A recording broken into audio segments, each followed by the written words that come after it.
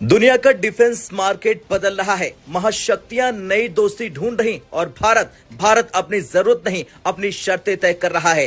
France आया, रूस आया, लेकिन असली सरप्राइज दिया है जापान ने। जी हां, आपने बिल्कुल सही सुना। जापान ने अपने दरवाजे खोल दिए हैं और भारत को दे रहा है अपना सबसे बड़ा खजाना, आसमान का सुपर पावर कावासाकी C2 योद्धा। वो विमान जिसे देखकर चीन की नींद उड़ गई है और एयरबस A400M और IL-76 जैसे दिग्गज भी लाइन में लग गए हैं। दरअसल भारतीय वायुसेना 2026 में AMTA multi role transport aircraft tender जारी करने जा रही। पहली प्लानिंग थी कि सिर्फ AN-32 रिप्लेसमेंट खरीदा जाएगा, 18 से 30 टन वजन उठाने वाले विमान। लेकिन अचानक भारत ने खेल पलट दिया। अब वायुसेना ने मांग कर दी है कि हमें 30 से 40 टन उठाने वाले सुपर ट्रांसपोर्ट चाहिए और चाहिए अभी, तुरंत। यानी एक ही विमान जो दो काम करे, पुराना AN-32 भी रिप्लेस करे और भारी IL-76 की कमी भी पूरी करे, और एक तीर से दो निशाने। इसका मतलब है भारत सिर्फ मीडियम एयरलिफ्ट नहीं चाहता,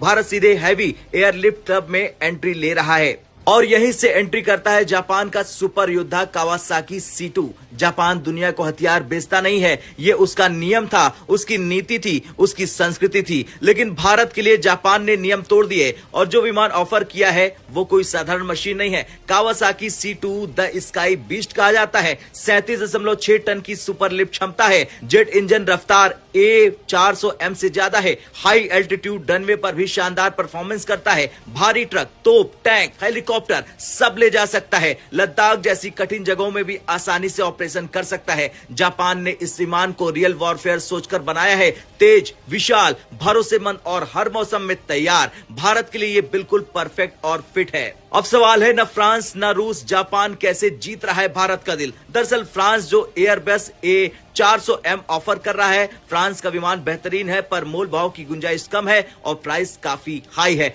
और दूसरा है IL-76 जो कि काफी पुराना है। भारत पहले ही जान चुका है कि पुराने सोवियत डिजाइन का रखरखाव महंगा और मुश्किल है। लेकिन जापान ने सिर्फ विमान नहीं ऑफर किया, उसने दोस्ती, भरोसा और टेक्नोलॉजी तीनों ऑफर किया है। भारत जापान के संबंध आज अपने चरम पर है। क्वाड, इंडो पैसिफिक रणनीति, चीन की घेराबंदी, दोनों देश एक ही सोच पर काम कर रहे हैं और जापान भारत को C2 देने को तैयार होकर दुनिया को संदेश दे रहा कि एशिया में हमारा असली दोस्त भारत है। C2 की लंबी रेंज है, भारत निरंतर मानवीय सहायता करता है, आपातकालीन आपदा सहायता में सबसे पहले भारत उतरता है। क्षेत्रीय मिशन में इसकी यानी C2 की काफी जरूरत होगी और सैन्य तैनाती में भी C2 सबसे आगे रहेगा, सब कुछ तेजी से कर सकेगा। यह भारत को एशिया का सबसे तेज प्रतिक्रिया देने वाला देश बन जाएगा। भारत LAC पर तेजी से भारी हथियार पहुंचाएगा, जापान अपने सेक्टर में दबाव बनाएगा, दोनों मिलकर चीन के एक्सपेंशन प्लान को रोक देंगे। साल 2030 तक भारत के बेड़े में शामिल हो जाएगा C-17 ग्लोब मास्टर सबसे भारी, C2 या